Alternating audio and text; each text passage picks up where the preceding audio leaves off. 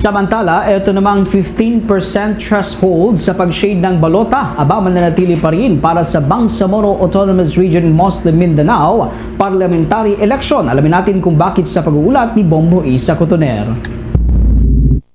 Bombo Dennis, Bombo Victor, ipinaliwanag ng Commission on Elections na patuloy na bibilangin ng mga boto kung ang shade sa bilog ng balota ay umabot sa 15% threshold para sa kauna-unahang halalan sa Bangsamoro Parliament.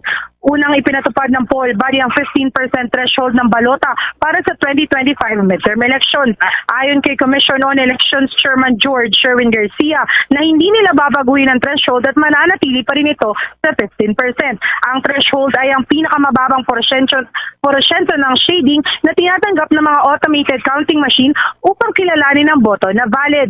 Ayon kay Garcia, ang halalan para sa Bangsamoro Parliament ay bahagi ng pagpapatuloy ng midterm elections nitong Mayo 2025. Sa halalan noong Mayo, may ulat ng aberya sa mga automated counting machines na sanhi ng mataas na sensitivity na mga ito sa marka at mancha sa balota.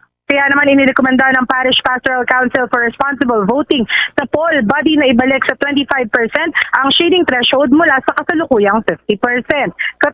Kaugnay niyan, pakinggan natin ang pahayag ni COMELEC Chairman George Sherwin Garcia.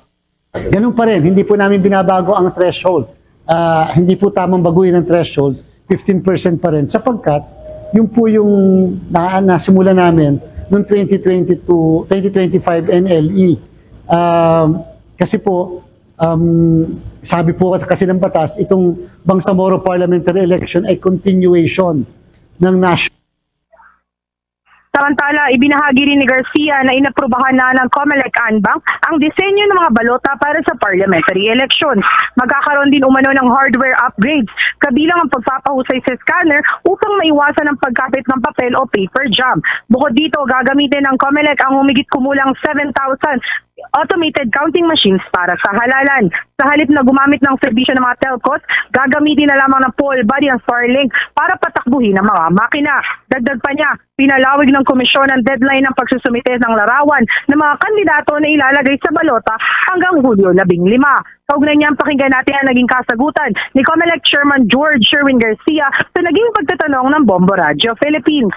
Nagpapasa po for this and napubahan na rin yung ballot faces. So ano po ang mangyayari na dito? Kung sa political parties, halimbawa yung logo na kumpleto na po yung lahat. So dahil sa panawagan natin, ano na po sila. Dito po sa mga kandidato, nag-extend po tayo hanggang July 15 para po makapag-submit sila ng mas updated, mas maayos na mga pictures na pagka pinrint po sa balota ay mas maliwanag naman. Kasi otherwise po, kung hindi, pagdating ng araw ng printing, ang magagamit po namin mga pictures ay yung mga pictures na sinabit nila sa kanilang mga certificate. Mula sa COMELEC Office Lungsod ng Maynila para sa Bombo Network News.